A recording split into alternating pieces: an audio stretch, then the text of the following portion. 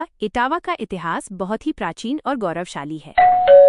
ये शहर न केवल अपनी ऐतिहासिक इमारतों के लिए जाना जाता है, बल्कि 1857 की क्रांति और हिंदी साहित्य में भी इसका विशेष स्थान रहा है। यहाँ इटावा का संपूर्ण इतिहास कालखंडों इरास के अनुसार दिया गया है।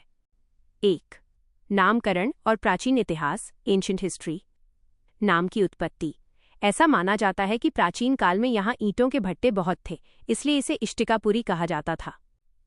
एक अन्य लोककथा के अनुसार जब यहाँ किले की नींव खोदी जा रही थी तो एक ईंट मिली थी, जिस पर मजदूरों ने शोर मचाया, ईंट आया, जो बाद में बिगड़कर इटावा हो गया। महाभारत काल। इटावा और इसके आसपास के क्षेत्र महाभारत काल से जुड़े माने जाते हैं। ऐसा कहा जाता है कि पांडवों ने अपने अज्ञातवास का कुछ समय इटावा के पास चकरनगर, प्राचीन एक चक्रा में बिताया था। यहीं पर भीम ने बकासुर नामक राक्षस का वध किया था, जो वर्तमान में बकेवर के पास माना जाता है। आर्य और पांचाल। प्राचीन समय में ये क्षेत्र पांचाल राज्य का हिस्सा था, जहां आर्य सभ्यता फली फूली। 2. मध्यकालीन इतिहास, मिडीवल हिस्ट्री। मध्यकाल में इटावा दिल्ली सल्तनत, जौनपुर के शर्की शासकों और मुगलों के बीच संघर्ष का केंद्र रहा। चौहान और सेंगर शासक। 12वीं शताब्दी के आसपास यहाँ राजपूत शासकों, विशेषकर चौहान और सेंगर वंश का प्रभाव बढ़ा।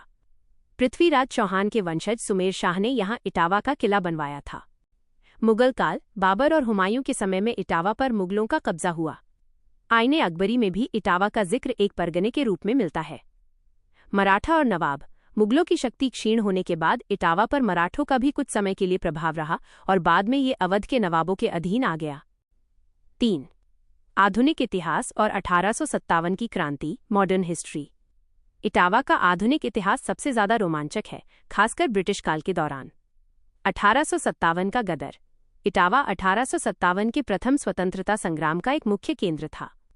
उस समय यहाँ के कलेक्टर ह्यूम हमे थे, जिन्होंने बाद में भारतीय राष्ट्रीय कांग्रेस की स्थापना की। क्रांतिकारियों का दबाव इतना था कि ह्यूम को अपनी जान बचाने के लिए महिला का वेश धारण करके भागना पड़ा था। यहाँ के स्थानीय जमींदारों और राजा रूप सिंह, भरेह के राजा ने अंग्रेजों के खिलाफ जमकर लोहा लिया था। अंग्रेजी शासन। 1857 के विद्रोह को कुचलने के बाद अंग्रेजों ने यहाँ अपनी पकड़ मजबूत की। ह्यूम ने इटावा में कई सुधार किए। यहाँ की ऐतिहासिक इमारतें और बाजार, ह्यूमगंज शामिल हैं।